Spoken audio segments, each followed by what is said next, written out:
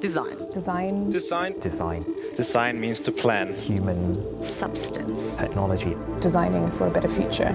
What is design really? Let's talk about design. Making an impact in the world. The power of design to improve life. Design to survive.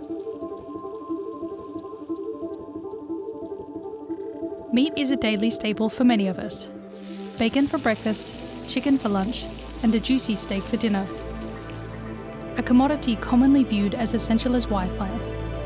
A consumption behaviour that many see as inherently human. Help cut your meat, Junior?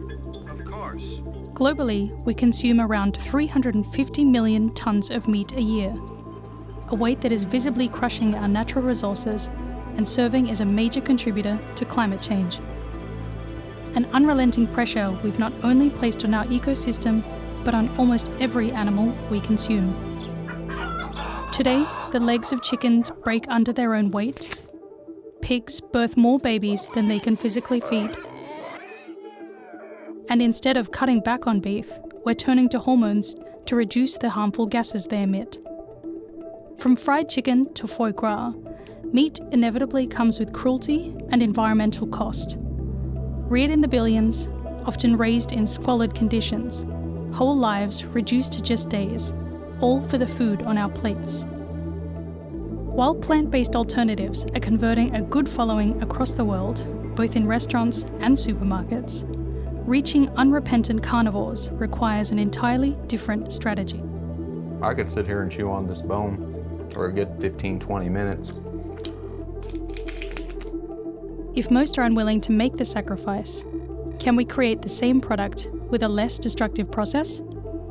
Put simply, if the consumer won't change, how does an industry change? For centuries, biomimicry has helped the world solve countless design problems. And today, it's redefining the meat industry as we know it. The emerging field of cellular agriculture means we can grow the very same product, but without shedding an ounce of blood. A technology that's making sure we can have our steak and eat it too.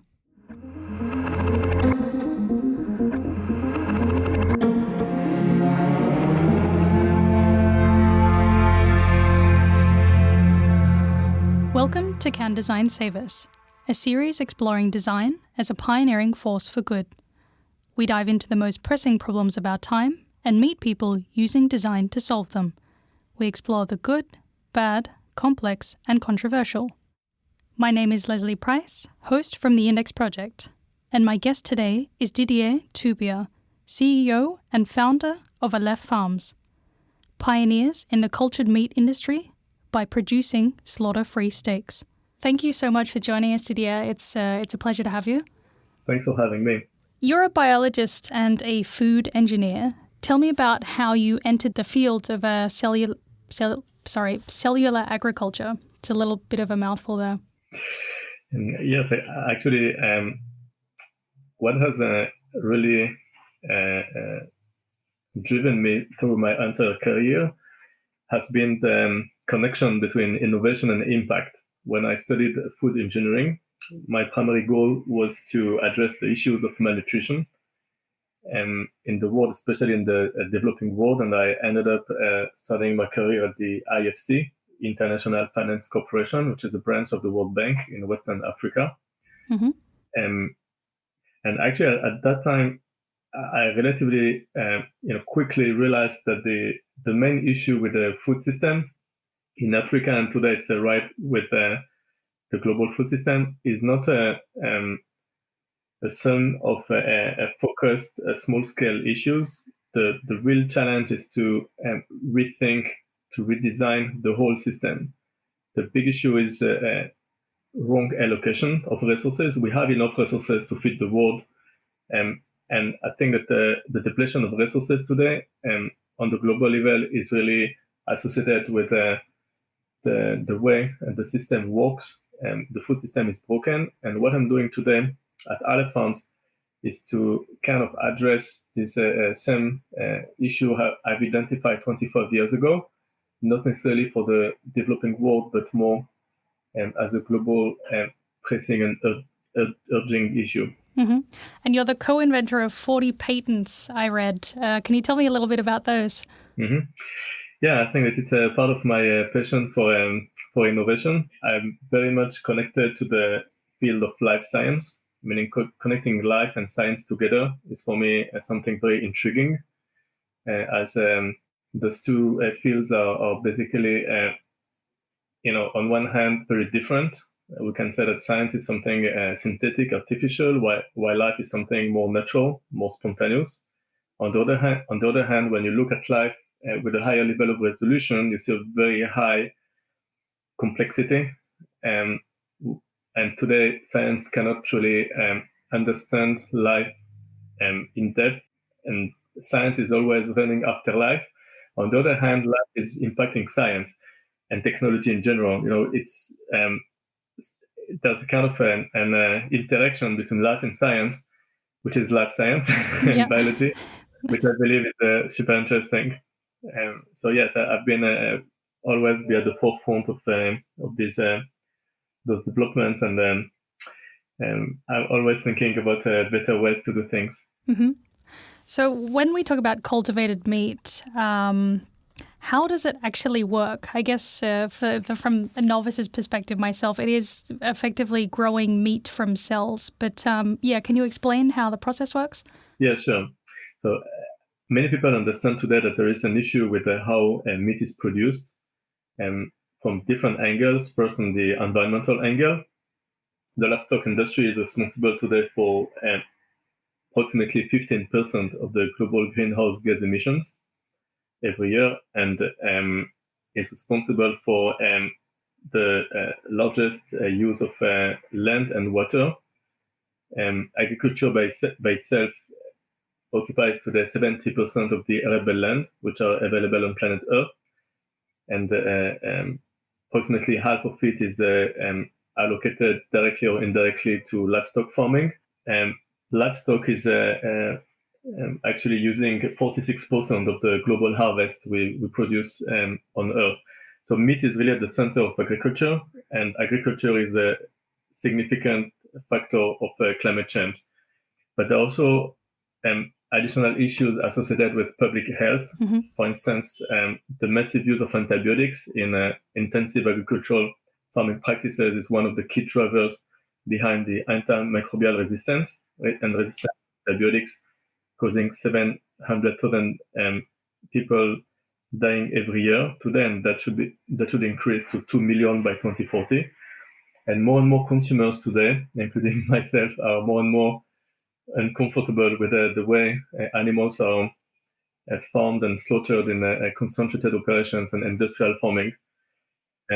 So we were proposing a new way to make meat, and here, just to put cultivated meat in perspective, mm-hmm.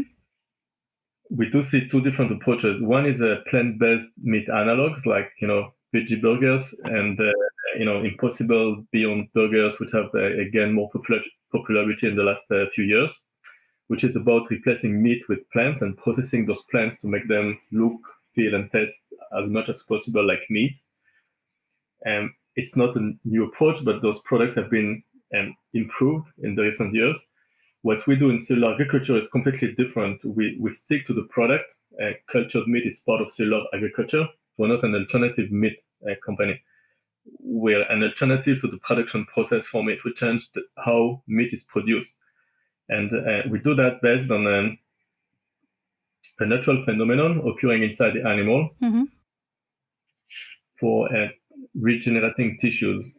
And same as in our own bodies, the body of a cow renews itself every few months. Our cells, which are the tiniest living entities in our body, die and are born all the time. We have the ability to make new tissues, either to repair damaged ones or to replace old ones. Wow. And so we found a way to isolate cells from a healthy cow, which have this capability of making muscle tissue, which is meat. Meat is primarily a muscle tissue. And we transferred this cell under a controlled environment, which is mimicking the same conditions as inside the animal, so that we reproduce the same phenomenon of those cells replicating and forming a structured muscle tissue outside the body, same as they would on the inside. So we're kind of an extension of the animal. Mm-hmm. And we found a way to incorporate this natural process under a controlled environment. We do the same on the tissue level on the steak itself. We domesticate the edible part of the animal instead of domesticating the whole animal. Mm-hmm. That approach of reproducing a natural phenomenon and getting control over a natural phenomenon is very much in line with the human progress over time, which has many times been based or leveraged and nature-inspired designs. Even if you think about the wheel, which according to many people has been a turning point in the development of technology, and people looked at a stone rolling in nature and kind of replicated this rolling stone with a human-made design in a more controlled manner. That's true for plants. We looked at birds and invented the plant. Electricity has been controlled as a phenomenon in principle, which is a natural phenomenon of electricity occurring in nature, but has been incorporated into a controlled environment. Mm-hmm. So in nature, being inspired by nature and developing better solutions to promote human progress has always been the cornerstone of human development. It's certainly the newest design frontier and very science fiction stuff. I think it still will blow people's minds, the idea that you can replicate, as you say, what happens in an animal's body outside of the body.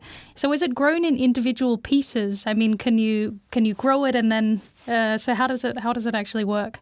Does it grow like one piece of steak or? Yeah, what makes Aleph Farms unique in this emerging industry of cultivated meat, and I must say here that on the difference to plant-based meat analogs, there is no cultivated meat product in the market yet. We're a group of 4 or 5 companies leading this new space. And the first products might be released in a soft launch or limited commercial activities within the next couple of years.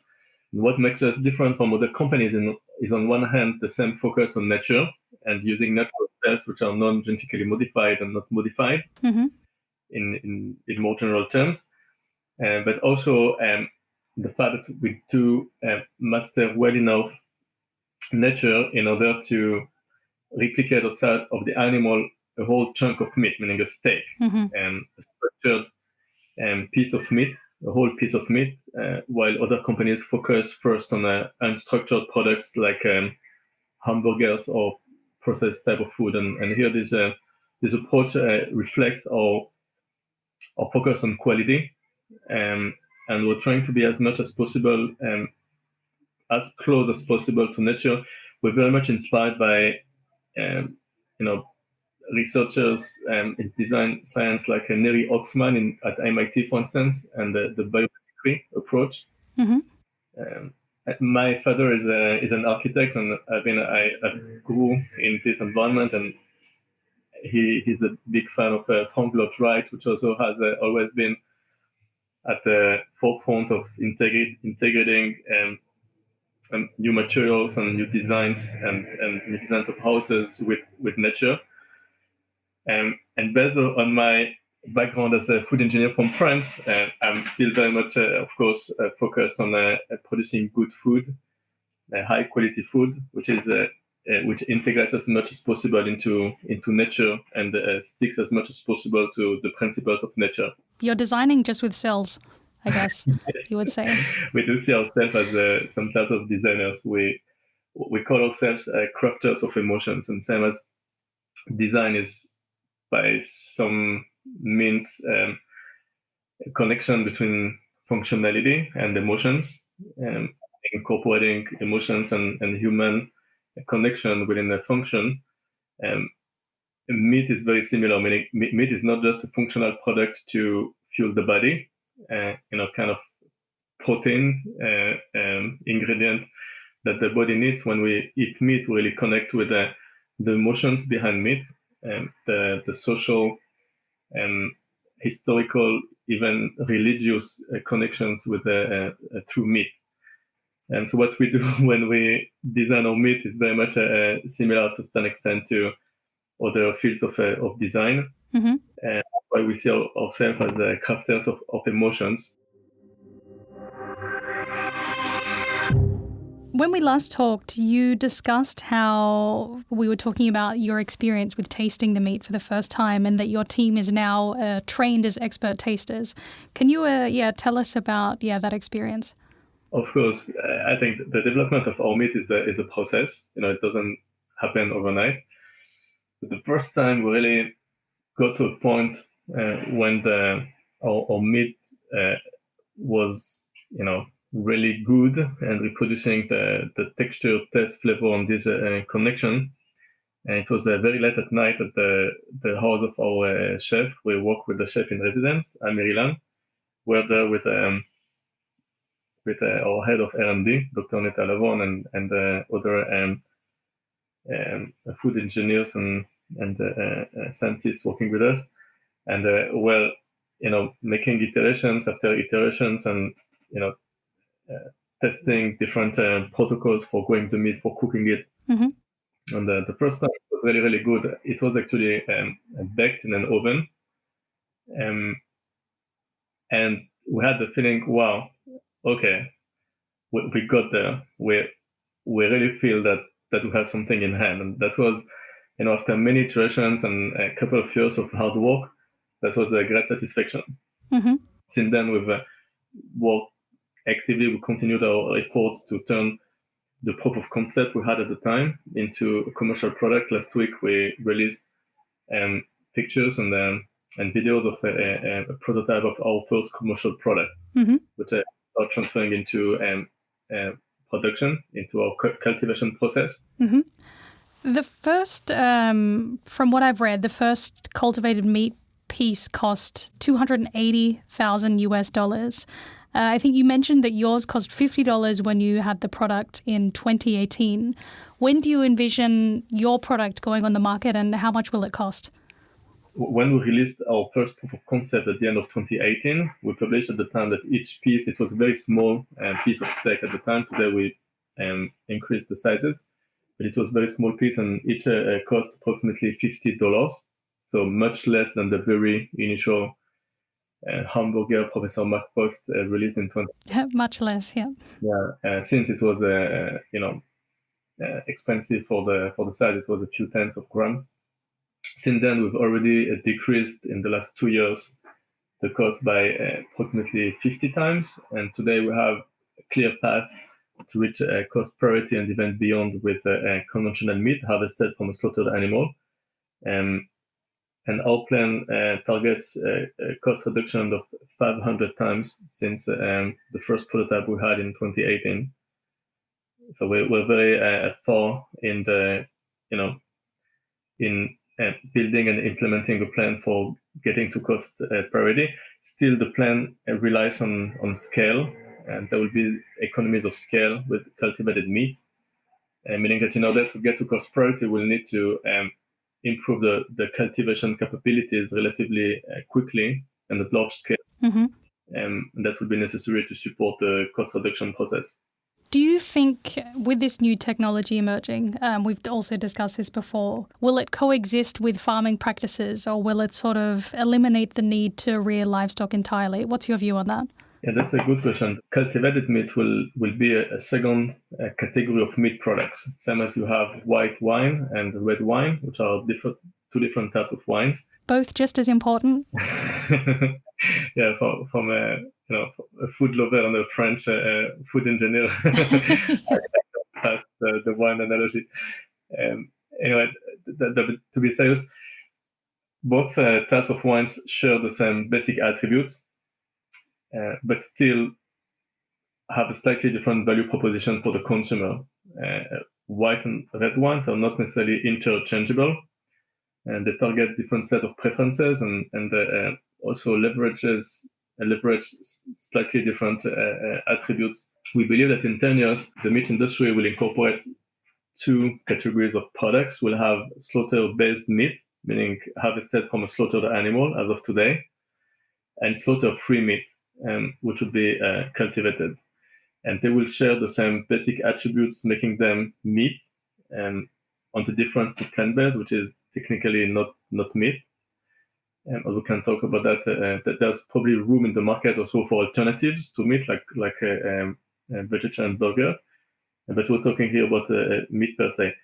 And we do see cultivated meat leveraging specific, let's say, attributes in terms of sustainability, in terms of using no antibiotics, in terms of ethics and animal friendliness, but also in terms of transparency. Today, the consumers want to know where the food comes from. Mm-hmm. And cultivated meat is a completely monitored and integrated production, which is very much shorter than conventional meat. It's fully transparent and traceable. And we believe that we can also provide much more information on the meat we're purchasing and eating to the consumers. And the difference to a steak you can purchase today in a supermarket, where it's a black box, you have no idea where it comes from and Mm-hmm. whether it has been grown with antibiotics, without antibiotics, which how the animal has been fed. In our case, we can really provide the full story of the product, and we believe this will also be an important aspect of differentiating cultivated meat and giving it a kind of value.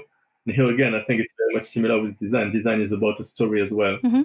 and so we're also storytellers to a certain extent.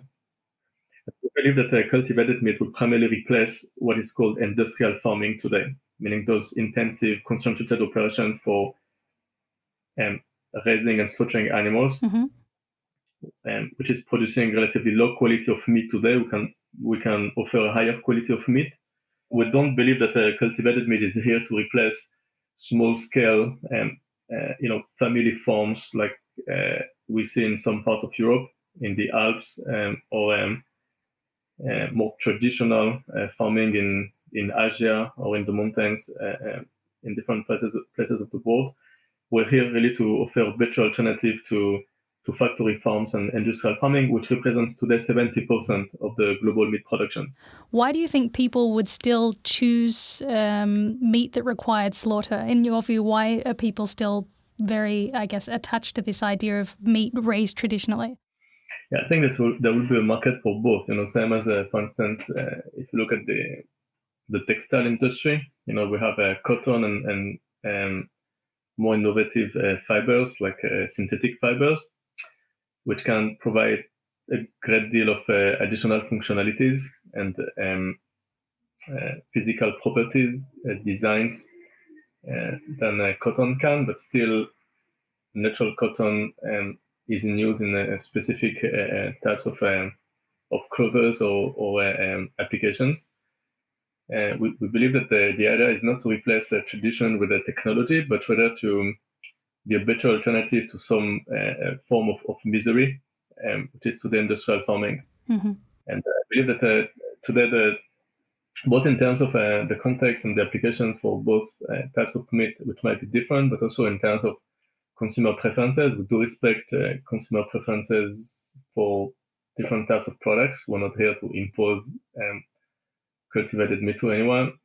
So I believe that the expected acceptance for cultivated meat is today very high. We just gathered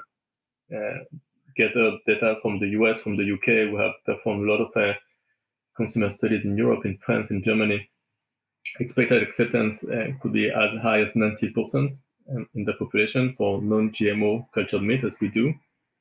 But still, the market incorporates a lot of different groups of consumers, different segments and types of preferences. So we respect the diversity of the consumer tastes and preferences.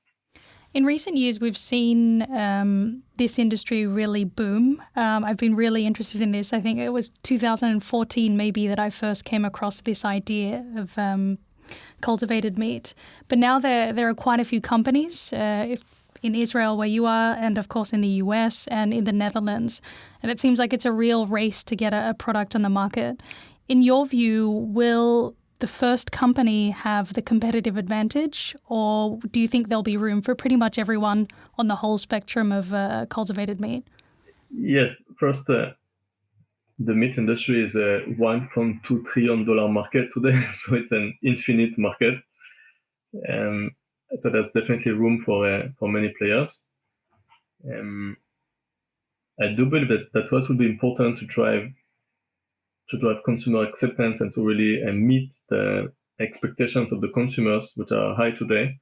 On one hand, the ability to overcome some perception of unnaturalness by the consumers. So companies which are developing cultivation processes using non-GMO or non-modified cells and sticking as much as possible to nature, as we do, I believe might benefit from a higher level of acceptance and might actually deliver a bigger impact. Mm-hmm. I think what's important is also to look at this meat transition and what we call the protein transition, not just as a functional issue. We talk about meat being just more than a functional product to fuel the body. Important to develop solutions which really connect to the people culture, to the roots of food culture, to adapt the solutions to local people and food cultures. At Aleph Farms, we're really looking at a very versatile product which would be fitted into the local preferences in different parts of the world, using local breeds, connecting with the communities, with the local production of meat within the proximity to the consumption, with a transparent and short supply chain. You had a great reference when we talked about making it on the market. You talked about I think Tesla, where we talked about electric vehicles. And of course, Tesla wasn't the first, but they were the first to create an incredible product. I just thought that was brilliant how you talked about that it won't be the first on the market, but whoever gets it right. Yeah, it's a good point. History shows us that in new industries or new categories, the first to market is usually not the company which will succeed in the long term. We don't believe there is a first mover advantage in new industries. And what Tesla has done is not to invent the electric cars, but they have improved the technology platform for electric cars. And based on this improved technologies, they've been able to produce also improved products, which are more appealing for the consumers. Mm-hmm. So the focus on the right technology platform and developing the right product to drive acceptance is really key. We can say the same with the iPhone, which was not the first smartphone, but has really today gained a large market share in certain countries and has really set the benchmark for what an iPhone should look like. Even Samsung or Huawei or other companies are just copying the same design with the large touch screen without any keypad. Before that, smartphones has a small screen and keypad to type words. So they really got the product right, and that's how they changed the industry, and that was an inflection point for smartphones to become mainstream. Mm-hmm. We can say also with veggie burgers. Beyond Meat or Impossible Foods haven't been the first to develop veggie burger. There are products like that since the 80s, for almost 40 years. But here again, they've improved the technology platform, improved the texture and the look and feel of the product to make it more suitable for some mainstream customers. And that's how they really drove a wider acceptance for this type of product. So our focus is very focused, laser-sharp focused on driving acceptance, and so that we can lead more impact rather than on being first to the market. We might be second or third. When we talk about, you referenced when we established these bio farms, how will they look? I like that you discussed about using local animals, for example. Would it be having one chicken, for example, one cow, one lamb, for example, on site that you would sort of extract the cells from? How would that work? Yes, we do see Aleph Farms as a platform for local production, and on the difference to industrial farming, which is killing biodiversity. For when you farm animals with focus on efficiency, and you select the breeds in order to select the ones with the higher efficiency, and breeds which are not efficient enough are just extinguished. for instance, I just saw recently the figures on the size of chickens, which are increased within 100 years. The average weight of a chicken was 0.5 kilogram 100 years ago, and now it's 2 kilograms.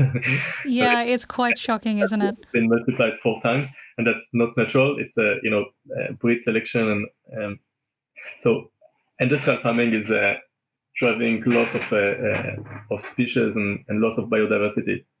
What we'd like to do is really to invert this trend and to make sure we preserve biodiversity, we preserve different breeds, and that we connect with the local agricultural ecosystem, working hand in hand with farmers and livestock farmers, which are looking for better ways and solutions to the crisis in which they are right now.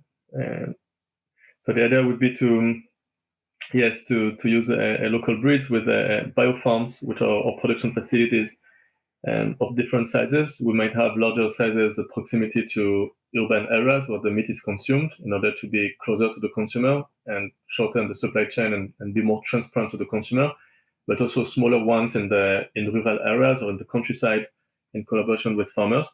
Overall, it will look very similar to a yogurt production facility, like a dairy type of production with large tanks, stainless steel, meaning very clean and automated production process with no direct contact with live animals or slaughtered animals. Mm-hmm.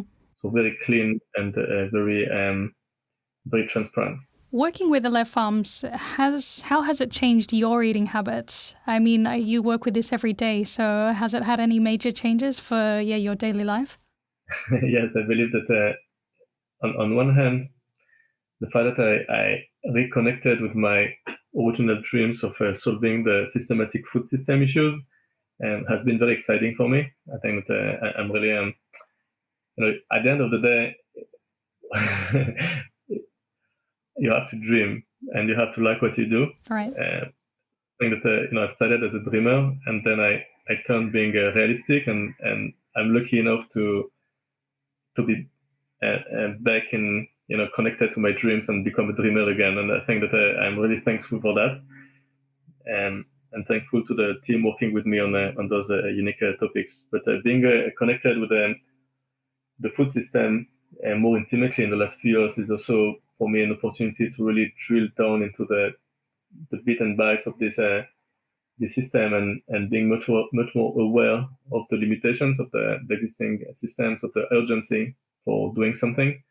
And there's a clock running, and I think sometimes we don't necessarily understand how urgent it is to really change the way we manage our natural resources. In 2018, there was a report showing that we were using the resources of 1.7 planet Earth to sustain human activity. So when we talk about finding a way to feed 9 billion people or whatever number of people in 2040, and that we need to find a way to feed the growing population, it's just misleading. It conveys that we don't have any issue today, that it's a futuristic problem which might be or might not. Mm-hmm. We're in a critical situation today. We want to make sure that we leave a better world for the future generations. And I must say that my primary driver for Aleph Farms is my children. Are you optimistic about the future? We like to ask our guests. The answers can vary a lot. So I'd like to hear your point of view. Are you optimistic? I'm optimistic, and I will tell you why. First, because we see that the younger generation, what we call Generation Z, meaning between 15 and 25 years old, is very aware of all those issues, and I think they're really driving a change. They're still young. Mm-hmm. They will be significant force in the societies within the next 10, 20 years. There are already, and we've seen younger generations really leading some debates at the UN or other significant institutions. At Aleph Farms, we're working very closely with the Generation Z. We have built up what we call the Z Board, which is a program incorporating the insights of teenagers from around the world. We've identified leaders of this segment of the population in New Zealand, in Hong Kong, in Canada, in France, Israel, the US, working with them on building the vision for a better food system, the food system they would like to see when they grow up. So I'm very confident, and I put a lot of, hope in this new generation. Mm-hmm.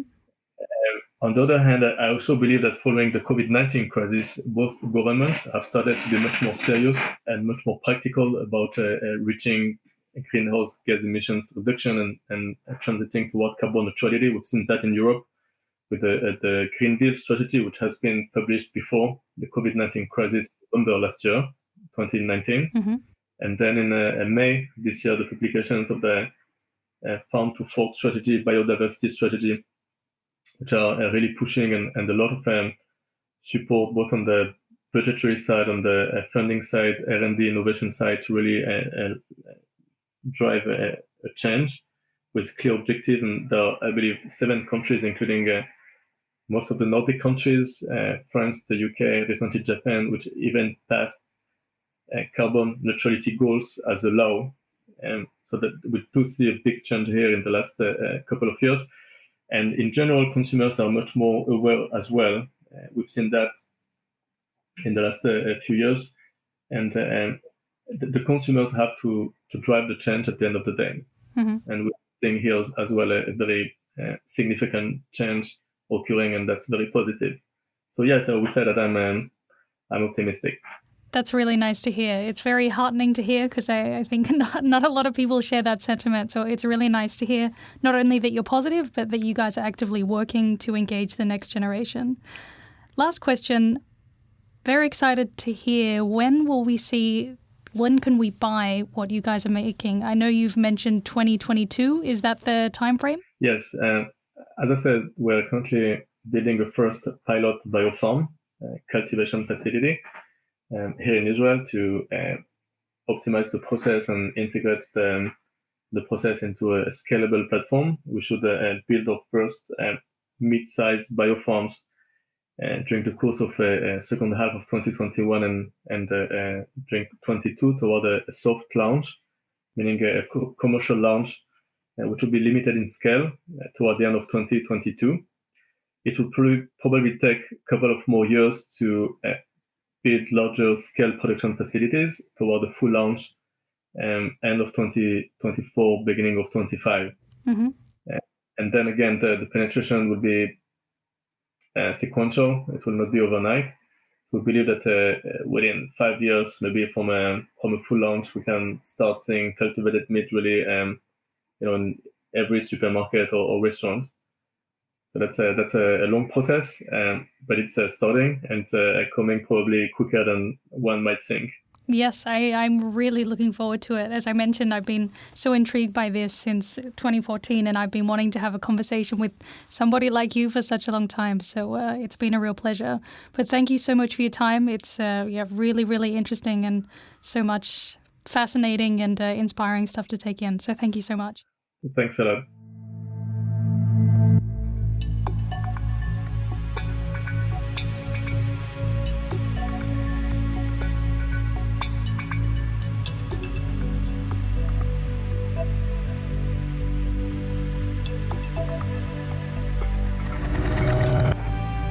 Thank you for listening to Can Design Save Us by the Index Project.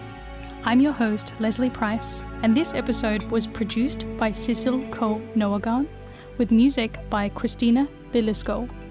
Join us for the next episode, where we talk with the company, believe it or not, making nuclear energy safe and sustainable.